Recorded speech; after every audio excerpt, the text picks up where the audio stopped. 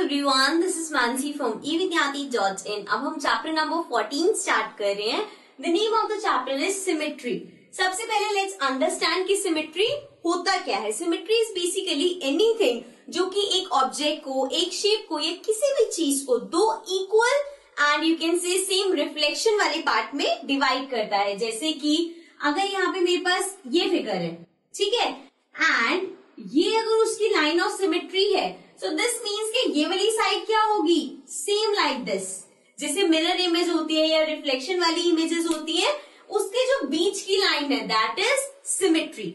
मतलब कि एक लाइन ऑफ सिमेट्री दोनों को सेम चीज में बांटे। जैसे मिरर इमेज कह सकते हैं या हम कह सकते हैं उसका रिफ्लेक्शन है, ठीक है। सो अब क्वेश्चन पे आते हैं। Question number 1, exercise 14.1 says copy the figure with punched holes and find the axis of symmetry for the following। अब आपको इसमें एक्सेस ऑफ सिमेट्री फाइंड करना है। जैसे कि ए पार्ट में अगर ये फिगर है तो इसकी एक्सेस ऑफ सिमेट्री क्या होगी। Let's suppose if I same, अगर मैं इसको यहां से कट कर रही हूं तो ये इसकी एक्सेस ऑफ सिमेट्री नहीं हो सकती। Y?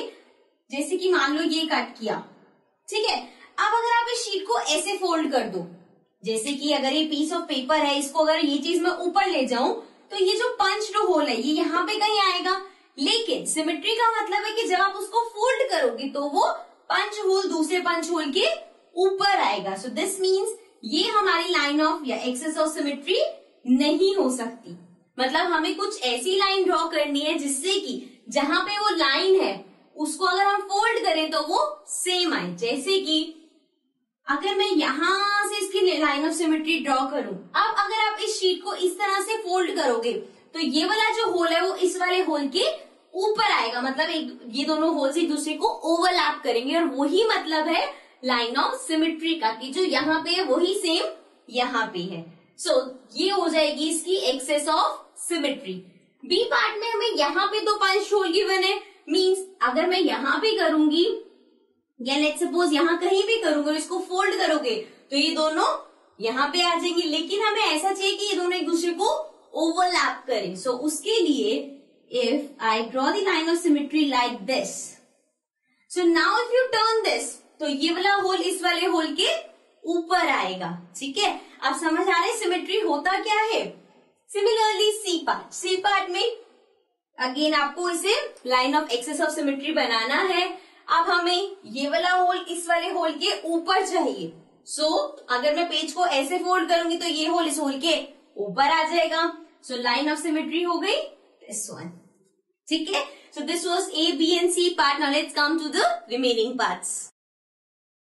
Now coming to the D part. D part में यू कैन सी अगेन हमारे पास ये शेप है एंड यहाँ पे ये होल्स है। सो अगेन अगर मैं इसको बीच में से कट करूं एंड इस साइड को फोल्ड होगा तो ये दो जो पिंच है, पंच्ड होल्स हैं, ये इसके ऊपर आ जाएंगे एंड दैट मीन्स कि ये हमारी लाइन ऑफ सिमेट्री हो जाएगी। Moving to the E part. अब ई पार्ट में यहाँ पे आपके पास 4 होल्स हैं और सी अगर मैं इसको बीच में से करूं एंड इसको यहाँ फोल्ड करूं तो ये होल इसके ऊपर आ जाएगा, ये होल इसके ऊपर आ जाएगा। Perfect, means line of symmetry हो गई। लेकिन अगर मैं इसको ऐसे करूं एंड इसको ऊपर से नीचे फोल्ड करें तो ये होल इसके ऊपर, ये होल इसके ऊपर, तब भी ये सेम है।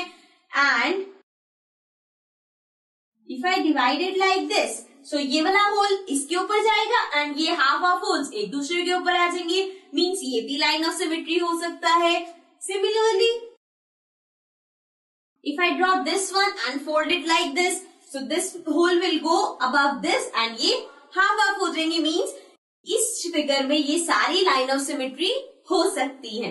Coming to the F part. अब एफ पार्ट में यू हैव टू सी कि यहाँ भी लाइन ऑफ सिमेट्री क्या होगी। ये दो होल्स है, मीन्स ये एक दूसरे पे ओवरलैप करना ही पड़ेगा। एंड ये जो बीच वाला होल है, अगर मैं इसे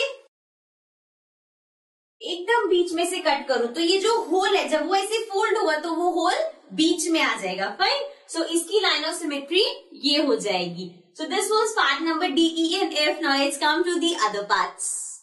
Now coming to the G part. G part में हमारे पास एक ट्रायंगल शेप में है एंड इसके होल्स यहाँ पे हैं। So ये होल्स एक दूसरे को ओवरलैप करे, इसके लिए सिमेट्री बीच में से जाएगी, तभी यू फोल्ड होगी, ये होल इसके ऊपर आ जाएगा। Then in the as part, अब एज पार्ट में देखो अगर मैं स्ट्रेट बीच में डालती हूँ सो ये यहाँ जाएगा तो शेप तक कंप्लीट नहीं होगी, सो इसकी लाइन होगी बीच में से, ताकि ये जब यू फोल्ड होगा सो ये वाला होल इस वाले होल के ऊपर आएगा, ठीक है। Moving to the I part, now I part में अगेन आप बीच में से डालोगे तो वो नीचे आएगा तो शेप कंप्लीट नहीं होगी, सो अगर मैं यहाँ सेंटर से डालती हूँ like this, so now if you turn this तो ये जो होल्स है ये हाफ होल दूसरे हाफ पे ओवरलैप हो जाएगा, right. So this was part number GHI. Now let's come to the other parts. Now coming to the J part, J part में यू कैन सी हमारे पास एक सर्कल है एंड यहाँ पे दो होल्स हैं, सो अगर मैं सिमेट्री ऑफ लाइन बीच में बनाती हूँ सो ये इसके ऊपर आएगा तो ये होल इस होल को कवर करेगा, मीन्स ये लाइन ऑफ सिमेट्री हो सकता है। सिमिलरली अगर एक लाइन ऑफ सिमेट्री में यहाँ से बनाऊं सो यू विल सी ये हम फोल्ड करेंगे इस साइड तो इसका हाफ होल इसके हाफ होल पे आएगा और इसका हाफ इसके हाफ पे आएगा, सो मीन्स ये दोनों लाइन ऑफ सिमेट्री हो सकते हैं। देन के पार्ट में हमारे पास again we have a circle but इसमें 4 होल्स है जैसे स्क्वायर वाले में था। सो देखो अगर मैं इसको ऐसे कट करती हूँ तो ये यूं जाएगा, ये होल इसके ऊपर और इसके हाफ ऑफ एक दूसरे पे। सिमिलरली ऐसे करेंगे तो ये वाला होल इसके ऊपर जाएगा, इसके हाफ ऑफ एक दूसरे के ऊपर। एंड ऑल्सो अगर यहाँ पे यूं भी जाता है सो इस पेपर को आप यूं फोल्ड करोगे सो ये होल यहाँ पे आ जाएगा, ये होल यहाँ पे आ जाएगा। आप अगर चाहो तो एक सर्कल कोई भी शीट सर्कल उसमें कट करके ऐसे होल्स करके देख सकते हो, ठीक है। सो देखो अगर ये लाइन है इसको आपने ये सर्कल शेप में ऐसे फोल्ड कर दिया, मीन्स ये वाला होल यहाँ आ गया, ये वाला होल यहाँ आ गया। सिमिलरली ऐसे भी कर सकते हो, फिर इसको अगर यूं फोल्ड करोगे तब भी ये होल इसके ऊपर, ये होल इसके ऊपर, है ना। सो ये सारी इसकी लाइन ऑफ सिमेट्री हो जाएंगी। देन एल पार्ट में आपके पास यहाँ पे 3 होल्स हैं। So what you will do is अगर मैं यहाँ बीच में से जाऊं तभी होगा कि ये इसके ऊपर आएगा और ये हाफ ऑफ हो जाएंगे, right. So this was the last part. I hope you have understood कि ये सिमेट्री वाली लाइंस कैसे ड्रॉ करते हैं, ठीक है। This was question number 1 of exercise 14.1. Now let's come to the next question.